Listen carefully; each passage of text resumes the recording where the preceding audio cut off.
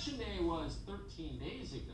In some of the most populated cities in our country, the vote is still being counted, amazingly. As of this morning, for example, the borough of Manhattan, the most densely packed place in the biggest city in America, had only reported about 60% of the votes cast. That is incredibly dysfunctional. There are entire countries, big countries like Brazil, they count the entire country's votes within 24 hours. So what's wrong with us? Why does it take Manhattan and states like Pennsylvania and Georgia and North Carolina so much longer? Millions of Americans, understandably, are asking that question and questions like it. Those are real questions. Our current system does not inspire confidence. Unless they get a real answer, no amount of threats or censorship, and they're getting both, will make the population shut up. People have legitimate concerns about the integrity of our elections. And right now, a lot of those concerns center on the software that many states use to keep track of ballots.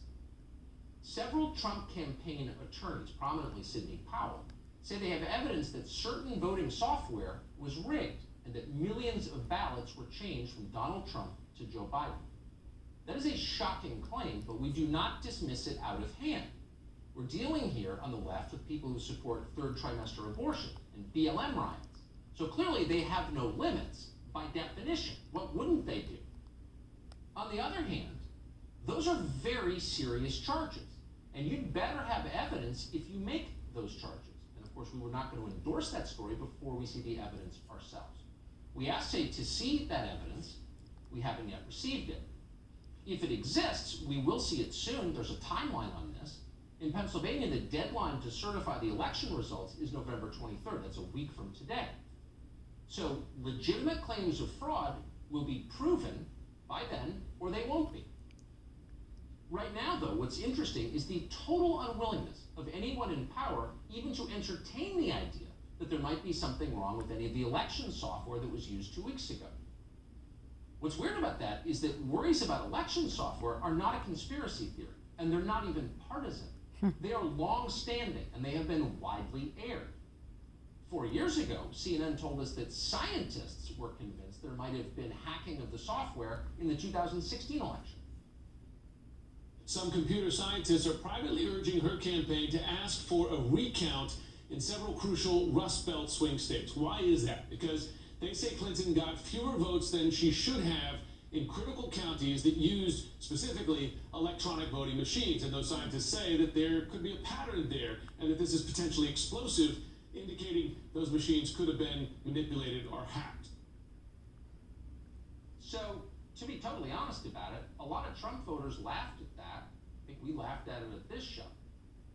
Either way, the Democrats never proved that it happened, but they remain deeply concerned about election software. Just last year, several leading Democrats in the Senate, moderates, including Amy Klobuchar and Mark Warner of Virginia, sent a letter to the three largest vendors of election systems in our country. Those companies included Election Systems and Software, Dominion Voting Systems, Inc., and Hart InterCivic.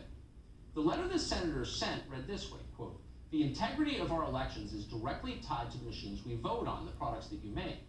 There has been a lack of meaningful innovation in the election vendor industry, and our democracy is paying the price." Republicans, we should say, shared that concern. Just last year, examiners for the Texas Secretary of State rejected the idea of using Dominion voting systems in Texas. They raised concerns about whether the system was, quote, safe from fraudulent or unauthorized manipulation. For the past 3 years, Democrats lined up on television to warn exactly that. They said we could be minutes away from a full-scale hack of our democracy itself. Even hackers with limited prior knowledge, tools, and resources are able to breach voting machines in a matter of minutes. I continue to think that our voting machines are too vulnerable. Researchers have repeatedly demonstrated that ballot recording machines and other voting systems are susceptible to tampering. In Arizona, malware was installed in the state elections website. Voters in Georgia and Texas saw electronic voting machines deleting votes and switching them to other candidates. Our election system and our digital infrastructure are still exceptionally vulnerable to attack. Unsecured machines that might as well have the words scrawled on them, "Please hack me, comrade," in Russian.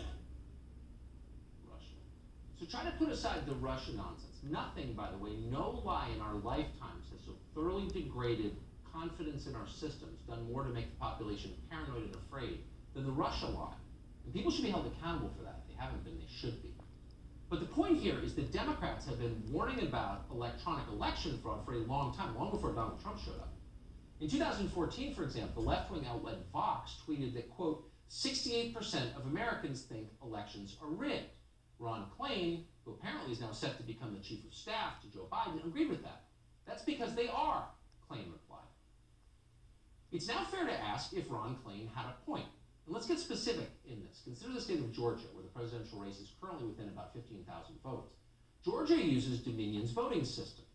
Now, to be clear, we are not alleging that system was hacked. We're not alleging that it was written to throw the election to Joe Biden. If there's evidence of that, show it to us. But the problems with that system are intrinsic, and here's one of them. It doesn't produce a paper trail of a voter's decision. Instead, the state of Georgia uses something called ballot marking devices, BMDs, for in-person voting. The machines print a piece of paper indicating the candidate the machines say the voter chose. And that's supposed to be reassuring, but it's not really evidence of voter intent, is it? No, it's not. And according to a paper published in February by researchers at Princeton, Georgia Tech, and Berkeley, ballot marking devices are not secure. Quote, BMDs are also subject to hacking, bugs, and misconfiguration of the software that prints the marked ballots.